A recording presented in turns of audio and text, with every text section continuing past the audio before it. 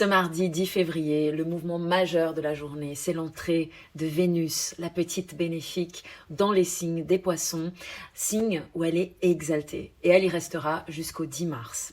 Et dans ce territoire, l'amour, nos relations se vivent avec plus de sensibilité, subtilité et profondeur. Les relations se tentent de douceur, de compassion, de dévotion. Un désir de fusion émerge accompagné d'un élan et d'une quête de sens spirituel. Mais cette quête d'absolu peut aussi brouiller les contours de nos relations. Nous devenons plus perméables aux projections, aux idéaux et parfois aux illusions. Il devient alors essentiel de garder un lien avec le réel, tout en acceptant, par moments, de nous abandonner à la rêverie. Dans 7 jours, le 17 février, Vénus apparaîtra comme étoile du soir. Elle sera donc visible au crépuscule juste après le coucher du soleil.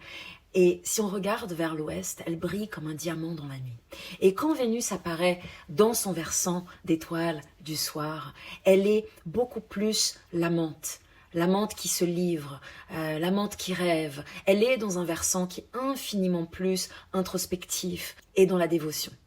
Cela est très différent de Vénus quand elle est étoile du matin, où là, elle apparaît vraiment sur son versant de déesse guerrière. Donc ici, on va rentrer dans une période, en fait, où notre manière d'aimer sera plus introspective, plus compatissante, empreinte de tendresse. Mais faisons attention, parce que si l'idéal devient irréaliste, le risque, c'est de glisser vers la confusion, le sacrifice ou la désillusion. Et intéressant à noter, au moment même où Vénus rentre dans le signe des poissons, la Lune chemine en Sagittaire. Et elle forme un trigone à Neptune en Bélier. Et ici, on voit que nos idéaux s'enflamment, que notre vision s'élargit, que le désir d'agir en accord avec ceux qui nous animent se renforce. Et il y a aussi un aspect harmonique à Pluton qui vient intensifier cette quête de vérité intérieure. Mais en fin de journée, la Lune se heurte à Mercure en Poisson. Et ici, la communication peut devenir confuse.